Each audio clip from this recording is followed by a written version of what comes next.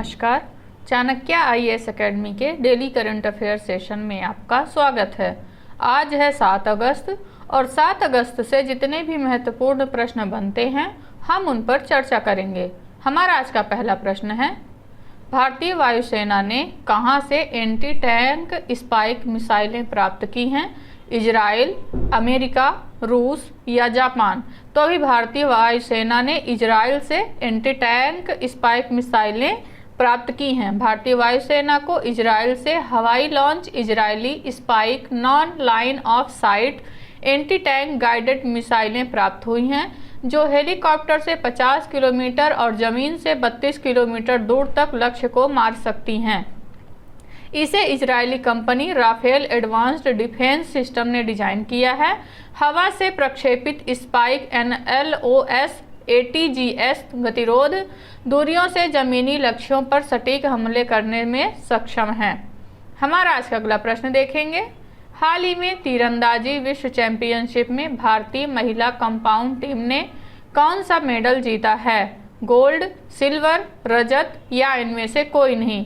तो अभी हाल ही में तीरंदाजी में भारतीय महिला टीम ने गोल्ड मेडल जीता है। बर्लिन में विश्व तीरंदाजी चैंपियनशिप में भारतीय महिला कंपाउंड टीम ने स्वर्ण पदक जीतकर इतिहास रच दिया है।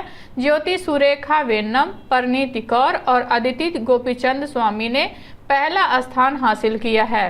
यह किसी भी वर्ग में तीरंदाजी विश्व चैंपियनशिप में भारत का पहला स्वर्ण पदक है। भारतीय टीम ने फाइनल में मैक्सिको की टीम को 229 के मुकाबले 235 अंक से पराजित किया है। हमारा आज का अगला प्रश्न देखेंगे। हाल ही में किसके द्वारा राजमार्ग यात्रा ऐप लॉन्च किया गया है? राज्य राजमार्ग प्राधिकरण, राष्ट्रीय राजमार्ग प्राधिकरण, राष्ट्रीय जल मार्ग प्राधिकरण या इनमें से कोई नहीं? तो अभी हाल ही में राष्ट्रीय राजमार्ग प्राधिकरण द्वारा राजमार्ग यात्रा ऐप लॉन्च किया गया है। भारतीय राष्ट्रीय राजमार्ग प्राधिकरण ने एक नया मोबाइल ऐप राजमार्ग यात्रा लॉन्च किया है। इस ऐप का उद्देश्य राष्ट्रीय राजमार्ग उपयोगकर्ताओं के लिए व्यापक जानकारी और कुशल शिकायत निवारण प्रदान करना है, जिससे उनकी यात्राएं निर्बाध और सुरक्षित हो सकें। हमारा आज का अगला प्रश्न देखेंगे। हाल ही में किस राज्य में पहले गैस इंसुलेटेड सब स्टेशन का उद्घाटन किया गया है? राजस्थान, तमिलनाडु, अरुणाचल प्रदेश या महाराष्ट्र? तो अभी हाल ही में अरुणाचल प्रदेश में राज्य के पहले गैस इंसुलेटेड सब स्टेशन का उद्घाटन किया गया है। अरुणाचल प्रदेश के पहले गैस इंसुलेटेड सब स्टेशन का उद्घाटन पापुम पारे जिले के निर्जुली में किया गया है।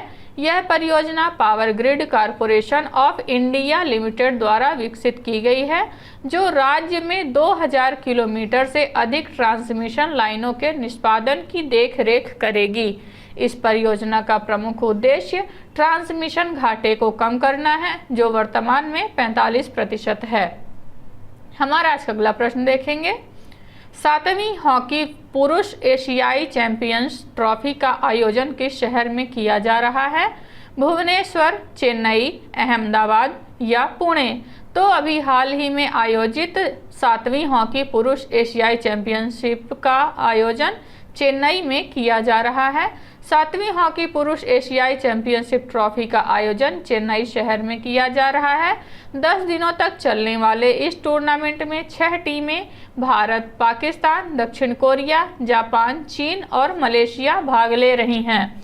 पुरुष एशियाई चैंपियंस ट्रॉफी का आयोजन एशियाई हॉकी महासंघ की ओर से 2011 से हर साल किया जाता है। हमारा आज का अगला प्रश्न देखेंगे।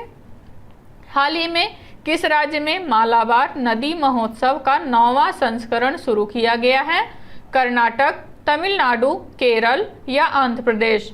तो अभी हाल ही में केरल राज्य में मालाबार नदी महोत्सव का 9वां संस्करण शुरू हुआ है।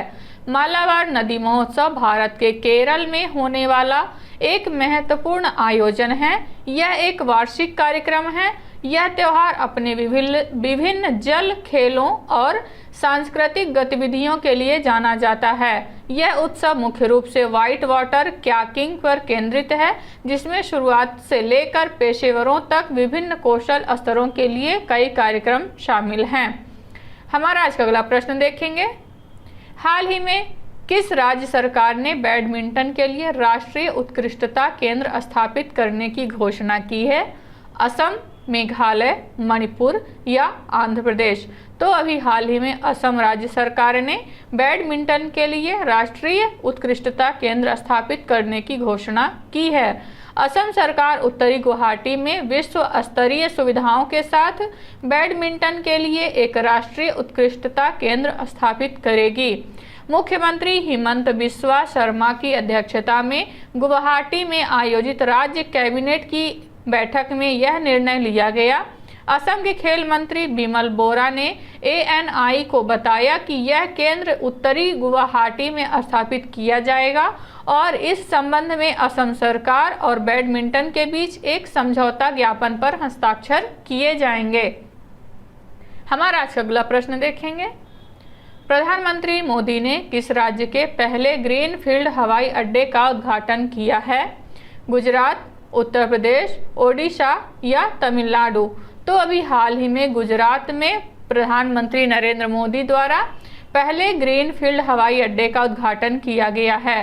प्रधानमंत्री नरेंद्र मोदी ने गुजरात में राजकोट शहर के निकट एक इंटरनेशनल एयरपोर्ट का उद्घाटन किया। यह राज्य का पहला ग्रीनफील्ड हवाई अड्डा है और इसे 1405 करोड़ रुपए की लागत से बनाया गया है। भारत सरकार ने देश में नए ग्रीनफील्ड एयरपोर्ट्स के विकास के लिए एक ग्रीनफील्ड हवाई अड्डा पॉलिसी 2008 तैयार की है। हमारा आज का अगला प्रश्न देखेंगे। दुनिया के सबसे बड़े म्यूजियम युगे युगीन भारत का निर्माण किस शहर में किया जाएगा? मुंबई, नई दिल्ली, गांधीनगर या पुणे?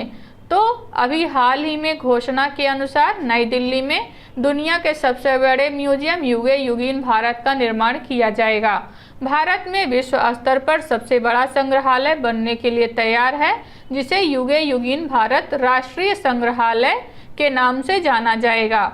इस युगे युगीन भारत नेशनल म्यूजियम में भारत के 5000 वर्षों से अधिक के इतिहास का वर्णन करने वाले 8 विषयगत खंड शामिल होंगे। इस म्यूजियम में 1947 से आगे का दृष्टिकोण भी शामिल है। सरल शब्दों में कहें तो यह एक भविष्य उन्मुख संग्रहालय है। हमारा आज का अगला प्रश्न देखेंगे। गैंडा संरक्षण योजना को फिर से शुरू करने के लिए कौन सा राज्य राइनो टास्क फोर्स का गठन करेगा? बिहार, उत्तर प्रदेश, केरल या तमिलनाडु? तो अभी हाल ही में बिहार सरकार ने घोषणा की है कि वह राइनो टास्क फोर्स का गठन करेगा। बिहार सरकार पश्चिम चंपारण जिले में वाल्मीकि टाइगर रिजर्व में गैंडा संरक्षण योजना को फिर से शुरू करने के उपाय सुझाने के लिए राइनो टास्क फोर्स का गठन करेगी।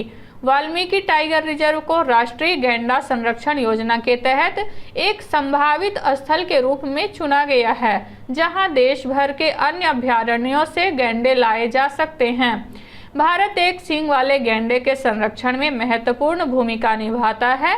विश्व गैंडे की लगभग 75% आबादी भारत में रहती है और 93% से अधिक भारतीय गैंडे की आबादी असम में सिर्फ एक संरक्षित क्षेत्र काजीरंगा राष्ट्रीय उद्यान में रहती है।